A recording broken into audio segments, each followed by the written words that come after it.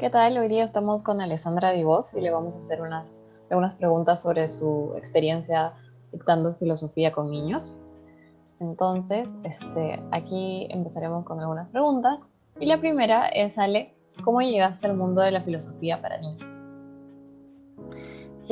Bueno, yo comencé como estudiante de filosofía en la Católica, ¿no? Ambas es nuestra facultad ahí donde comenzamos con filo, y mi primer trabajo ahí fue como jefe de prácticas de filosofía antigua. Entonces ya desde el comiencito, eh, con Platón, recuerdo mucho las clases del profesor Camino, del Fedro, y ya me llamaba la atención todo este tema de educación, ¿no?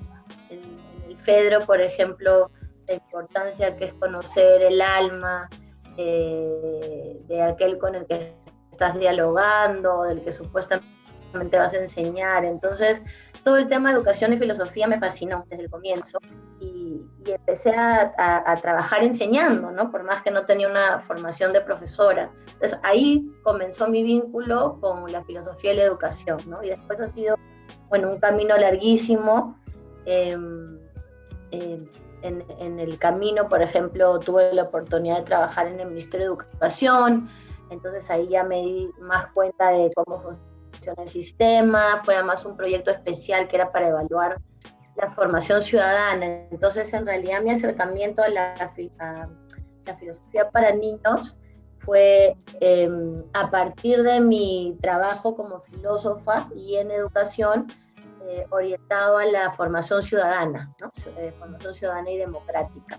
Y ahí hay un vínculo importante porque precisamente Lippmann, que es el que crea este instituto para promover la filosofía con niños, tenía un interés y una formación también, o bebía mucho de Dewey, ¿no? Que es uno de los pensadores en Estados Unidos que ha trabajado mucho el tema de la educación y la democracia. Entonces, por ahí comenzó mi interés y el vínculo, ¿no? Ya, y justamente tú te formaste en el Instituto para la Promoción de la Filosofía con Niños, ¿verdad? Después de esta experiencia, ¿qué proyectos o iniciativas te trazaste para poner en práctica la filosofía para niños aquí en el Perú? Sí, bueno, en realidad este camino que te cuento desde la universidad, ¿no? Que yo he salido, ya mejor no digo los años, pero comencé en la universidad en el 92, o sea, yo me he graduado de filosofía, me he ido a Canadá en el 98, sí. Entonces, estoy hablando de un camino muy largo. Desde ahí ya empecé a trabajar temas de filosofía y educación. Había oído del programa de filosofía para niños, pero no ha sido hasta ya cuando he estado en Canadá que me acerqué un poco más. Luego, como te digo, se reforzó ese interés, y ya revisar literatura y empezar a involucrarme a partir del trabajo de educación ciudadana en el ministerio.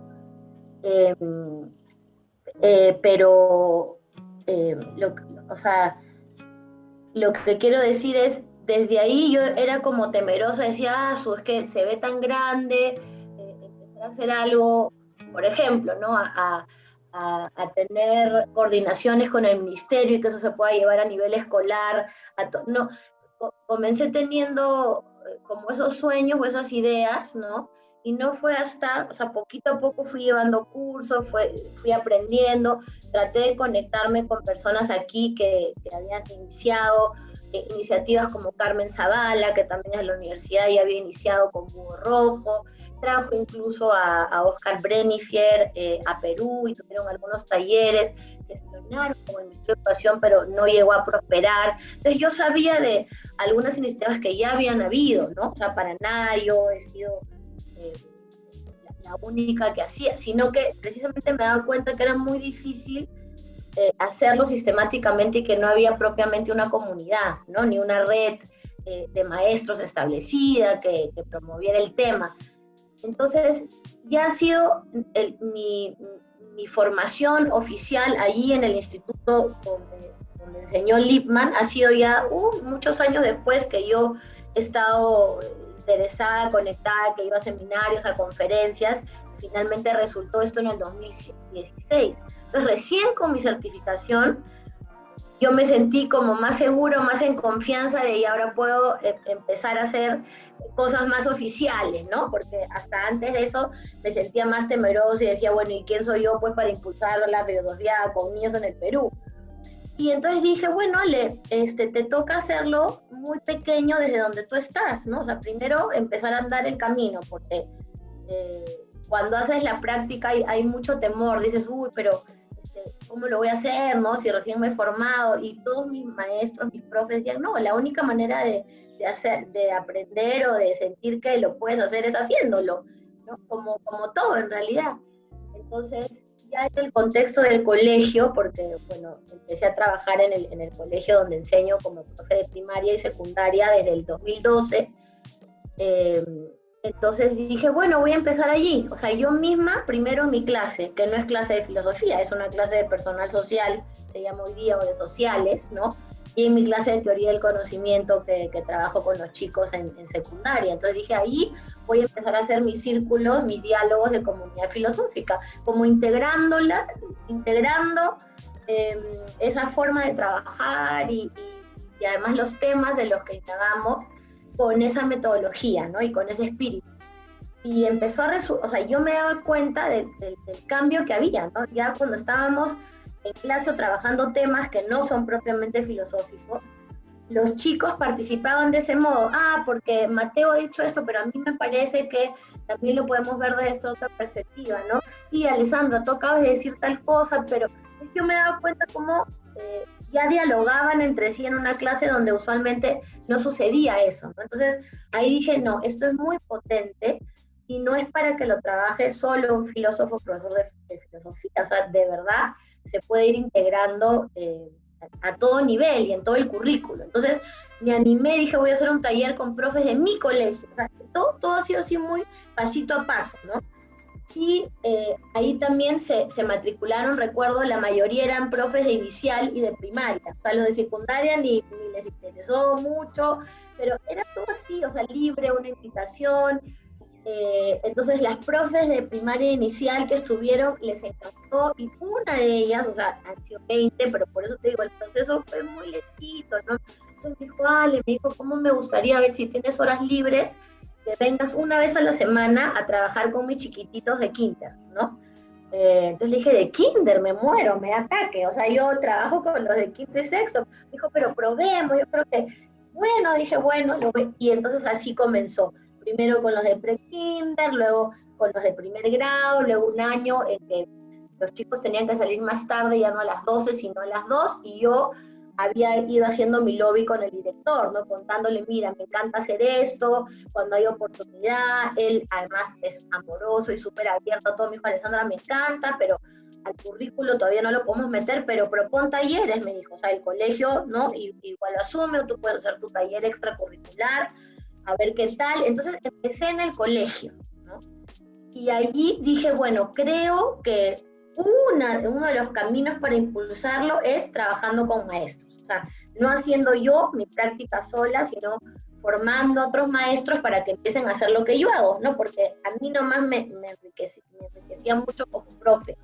Y así fue que surgió la iniciativa de invitar a Eugenio al colegio y yo convoqué a varios colegios, mandamos la invitación a todos los colegios que tenemos en nuestra lista del IB, o sea, el director me apoyó, eran justo 70 años del Pestalozzi, y me dijo, ya Alessandra, nosotros financiamos la mitad, o sea, cobra muy poco a los profes, ¿no? Que sean los costos de lo que cuesta traer al profesor, o sea, no había ahí nada de negocio, era intención de, vamos a compartir este conocimiento, ¿no?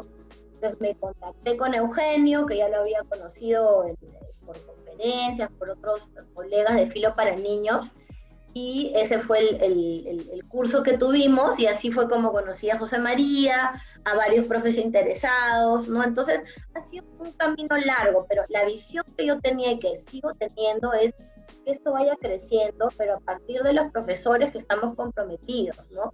Y en algún momento ser lo suficientemente fuertes o tener los mecanismos que poco a poco podamos ir llevando esto a nivel público, ¿no? O sea, a nivel del ministerio, a nivel de escuelas públicas, no quedándonos puntual donde cada uno está. Esa es mi idea y mi sueño, ¿no? pero ahí vamos, o sea, en este contexto ahorita han parado muchas cosas, ¿no? Lo que tú comentabas del Bicentenario fue el año pasado, este año vamos a continuar y se ha paralizado todo, no sabemos cómo continúa. Y un poco comentabas que al inicio sentías que esa tarea tal vez era demasiado grande o complicada de abarcar, y cómo al final encontraste ciertos caminos, ¿no? A partir de tus propios espacios en el colegio y todo lo demás. Pero, ¿por qué crees que en general en el Perú, a diferencia de tal vez otros países como Brasil o Argentina, no hay tantos espacios para hacer filosofía con niños en las escuelas? Uy, Iván, y esa es una pregunta difícil, ¿no? Yo creo que hay muchos factores, pero el principal, porque además lo tengo fresco porque me parece muy análogo eh, nuestro contexto de autoritarismo, de proyecto democrático, ¿no? De cara a la sociedad que somos, a lo que estamos viviendo ahora, ¿no? Entonces, a ver, me explico. Como te contaba que he trabajado mucho temas de ciudadanía y democracia, yo recuerdo que desde un inicio nos dábamos cuenta que en nuestro caso, ¿no? La educación democrático-ciudadana era un desafío aún más grande porque partíamos del reconocimiento de que no somos, ¿no? Democráticos, o si lo quieres poner así, suficientemente democráticos. Entonces yo sí he constatado que así como hay y como habemos, ¿no? Ciudadanos que estamos, no sé, comprometidos con mejorar en nuestras capacidades de escucharnos, de dialogar, estoy hablando desde el modo más existencial hasta el lado más social político, ¿no? Sí creo que lo hay también, noto, no solo yo, ¿no? O sea, parece, aunque sea un cliché, que somos una sociedad que nos cuesta mucho realmente dialogar entre todos y escuchar al otro, ¿no?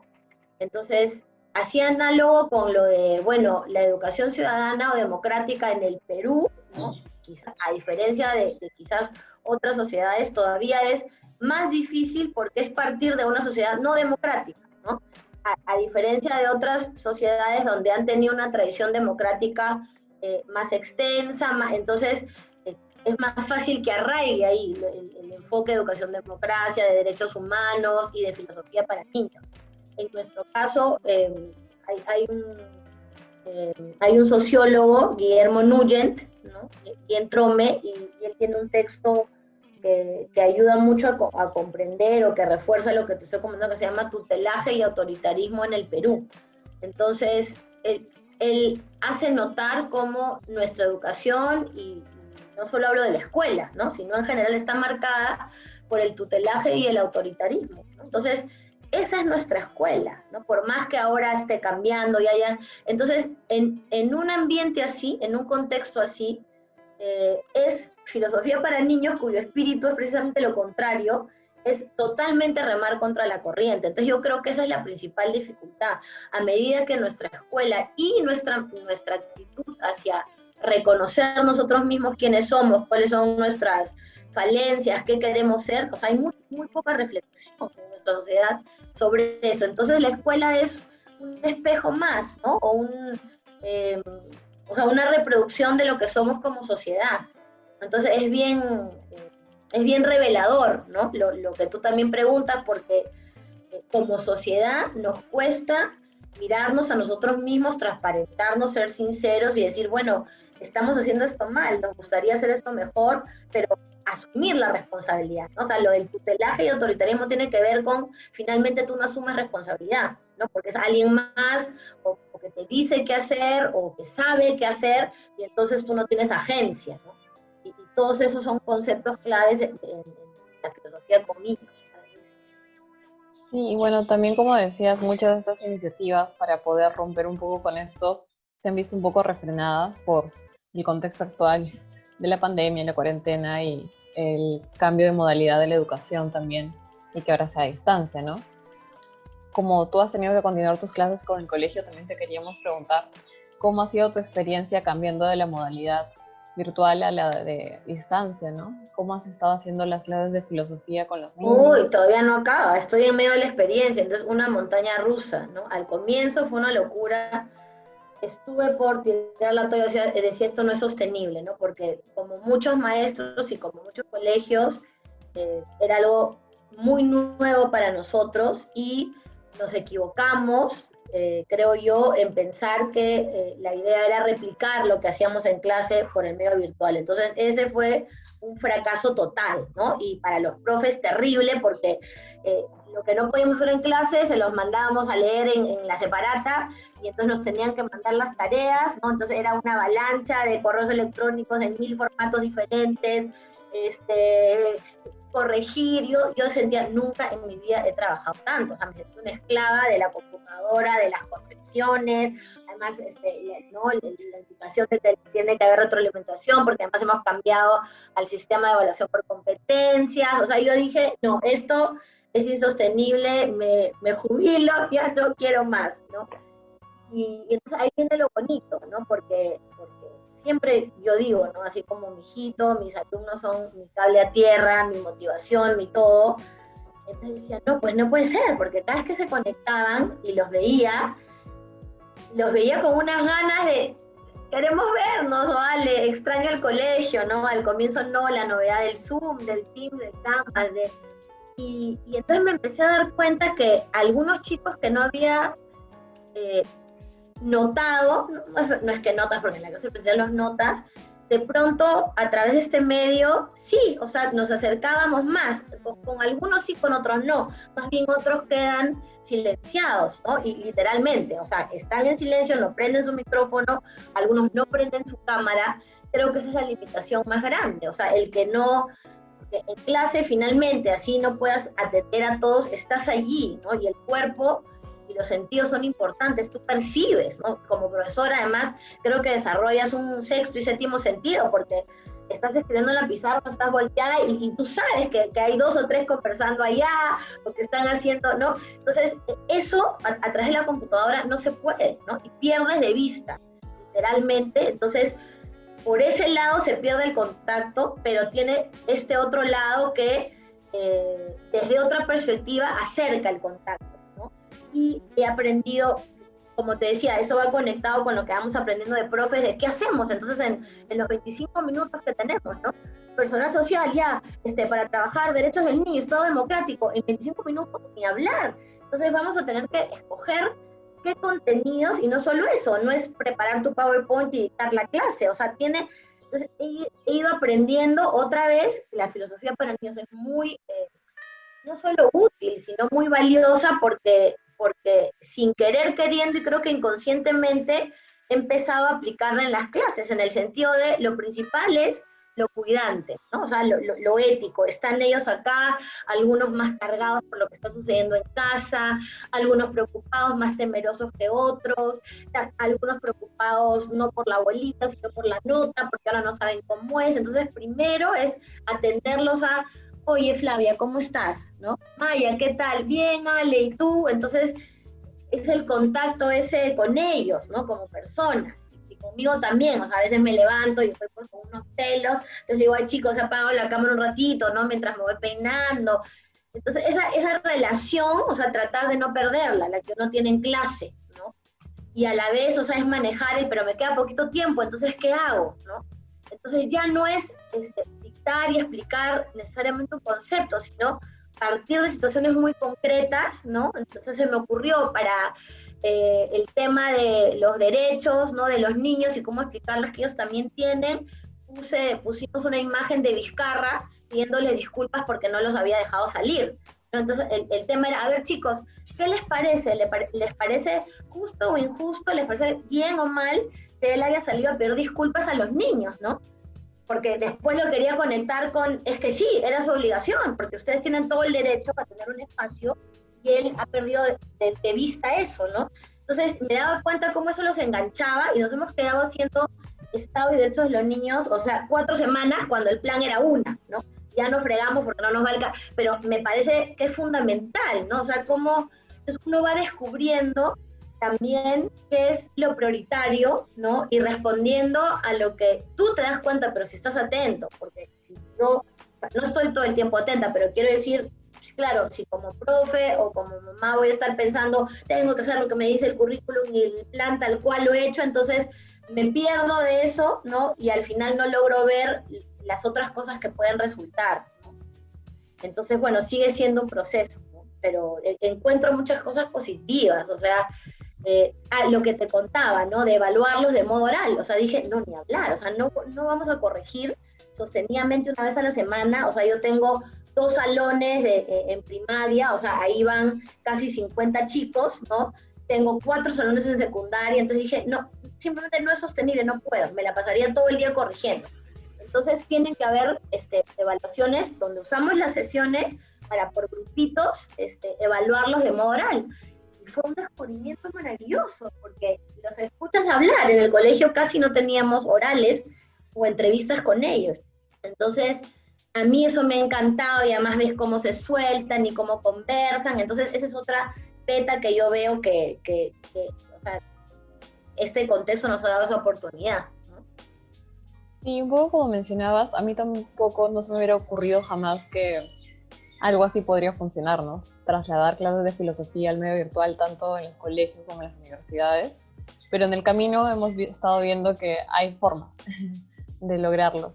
Y tal vez, como tú decías, todo este aspecto afectivo de estar atentos a cómo están ellos y no solo estar atentos a lograr todas las metas del currículum es importante. ¿Qué otros aspectos crees que son vitales o muy importantes para poder sostener clases de filosofía con niños, tanto en el medio virtual como en el presencial? Bueno, yo volvería, o sea, esto de la atención, ¿no? Que estoy pensando mucho en eso, o sea, cómo hacer con esta limitación que te digo que a veces hasta la cámara está apagada, ¿no? Y entonces, y se trata de obligarlo a que prenda su cámara porque justamente el prestar atención también requiere, bueno, ¿qué habrá detrás? ¿No? Para que no quiera prender su cámara. O sea, quizás en este momento se siente más tímido o no se siente seguro para mostrarla, ¿no? Porque es una parte de ti. Entonces, esto que te comentaba como contraposición al tutelaje y al autoritarismo, yo creo que para que se dé una reflexión, que conversemos sinceramente, el espacio tiene que permitir eso, ¿no? Y propiciarlo, ya sea espacio virtual, espacio presencial. Entonces creo que eso sería algo en que los facilitadores, los profes, tendríamos que tratar de cuidar mucho, ¿no? Que ese espacio que abrimos, y eso es lo que vamos descubriendo, o sea, cómo manejar eso a través del Zoom, de los diferentes medios que haya, de cómo el que está ahí, en el otro lado de la pantalla, se sienta integrado en una comunidad donde de verdad puede participar, decir lo que siente, ¿no? A su manera. Esa es una, ¿no? Cómo estar atento a que eso funcione y que no parezca que porque está ahí, o sea, el otro extremo es, ¿no? Que aparece la foto de Vania, el micrófono, pero Vania se fue, no sé a dónde, pues al baño, o está durmiendo, o haciendo otra cosa, ¿no? Estoy exagerando, pero quiero decir, eso podría pasar. Lo que no es que no pase en una comunidad de diálogo presencial porque te das cuenta, si la persona está totalmente atenta o no, pero es más difícil porque está allí, o sea, ya el hecho que esté ahí sentada, ¿no? Supuestamente oyendo a los demás, lo hace más presente que lo que te comento yo, ¿no? Bueno, y lo otro es lo que te comentaba en relación a los cursos, a los temas, ¿no? O sea, en filosofía para niños no perder de vista que si lo esencial es preguntarnos pues por quiénes somos y qué tipo de persona queremos ser y en qué sociedad queremos vivir, pero que esa pregunta toma diferentes preguntas específicas, ¿no? En distintos momentos. Entonces, no utilizarlo, porque suena fea esa palabra, ¿no? Sino realmente no perder el contacto con lo que estamos viviendo y con lo que está sucediendo. O sea, esta situación o este contexto de pandemia, para mí también y nosotros como maestros creo que lo estamos viendo como una súper oportunidad de aprender muchas cosas, ¿no? De nosotros, de los chicos, de otra vez repensar, oye, ¿qué es lo prioritario? ¿No? ¿Qué es lo esencial acá, ¿no? Y creo que muchos nos estamos dando cuenta, o sea, habiendo estado encerrados, o sea, lo esencial pues no es ir al centro comercial, ni al cine, ni a que tengas que, lo esencial está acá en la casa, sí, claro, lo básico que es alimentarte, pero ¿qué es lo que te permite seguir contento, motivado, agradecido, ¿no? Y son cosas muy básicas, de repente muy poco. y por qué no conversar de eso con los chicos, no para que tú les impongas qué es lo esencial, sino para que ellos también piensen qué es importante para ellos, ¿no? Y que reevalúen o piensen en eso que es vital.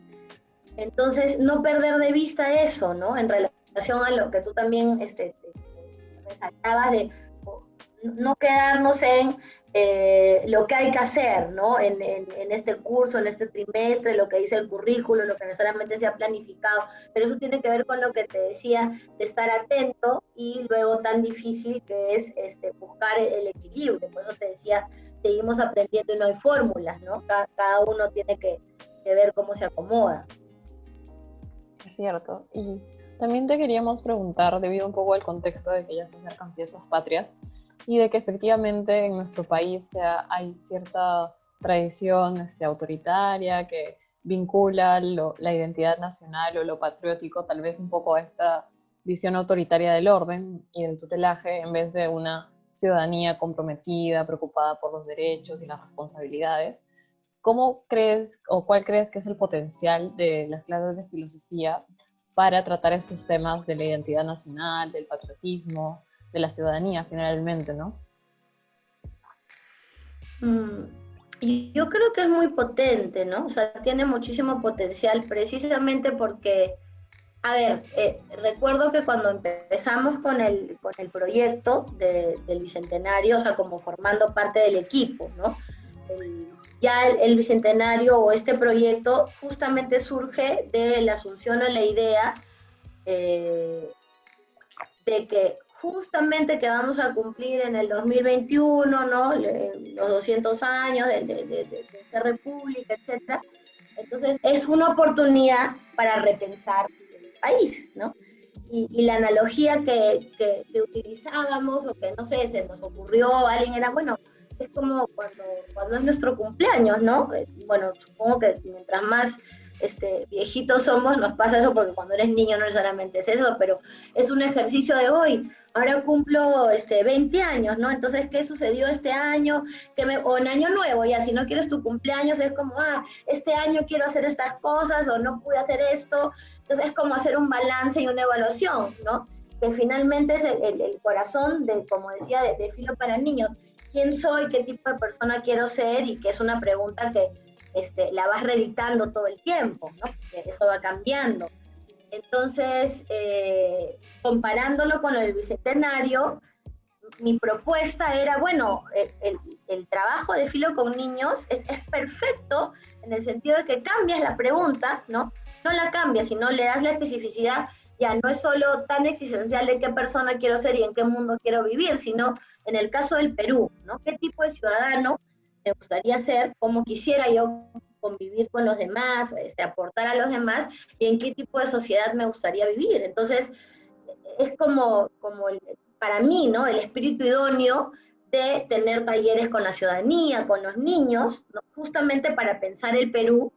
El lema era el Perú que imaginamos, pero para imaginarte lo que tú quisieras, tienes primero que mirarte dónde estamos, ¿no? Y qué queremos. Entonces, eso atado a los retos de la ciudadanía me parece que fluía súper, ¿no? Entonces, ese es el súper aporte que yo creo la filosofía con niños, añadiendo esto que te digo, ¿no? Somos una sociedad en la que el diálogo no es lo común, tener espacios de encuentro donde tú realmente puedes expresar lo que piensas, pero también escuchar al otro, o sea, no un espacio donde, ya yo dije, esa es mi agenda, chao, me voy, no te escucho, ¿no? Porque eso sucede mucho, ¿no? Qué bacán, puedo participar, sí, acá hay espacio, pero tú participas y en realidad, después de que dijiste lo que tienes que decir, no escuchas al otro, entonces no hay un verdadero diálogo, ¿no? Es casi como, ya te doy permiso para que digas un checklist de lo que todos dijeron y dónde está el diálogo, ¿no? Entonces, abrir estos espacios para que desde niños sientan que se puede dialogar, pero también aprender algo de lo que dice el otro, y con eso tú solo, porque cada uno lo tiene que hacer, ir respondiendo a esas preguntas que han surgido, me parece súper potente, ¿no? Y es algo o sea, que tenemos experiencia o estamos comprometidos con el enfoque de Filo para Niños, porque también se puede hacer cualquier mamarracho, o sea, no es para, ¿no? Pero también he visto o sé, o sea, hay personas que pueden sentir que lo han captado, que saben cómo hacerlo, pero nosotros mismos, o sea, yo misma como profesora puedo muchas veces ser autoritaria, ¿no? Pero justamente se trata de reconocer que el espíritu es, bueno, ese es el reto, ¿no? En una sociedad autoritaria, en una sociedad poco democrática, donde yo misma me cuesta dialogar, tengo que estarme mirando y estar mirando constantemente mi práctica, ¿no? Para no ser incoherente. Y bueno, nos comentabas un poco de tu experiencia en el proyecto de Bicentenario. Sé que estaban haciendo ferias ciudadanas también para promover un poco esta cuestión del diálogo, pero ¿podrías contarnos un poco más de qué trataba eso y tal vez cuáles son los planes de futuro? Sí, o sea, como te decía, la idea era, o parte del proyecto es en todas las regiones, ¿no?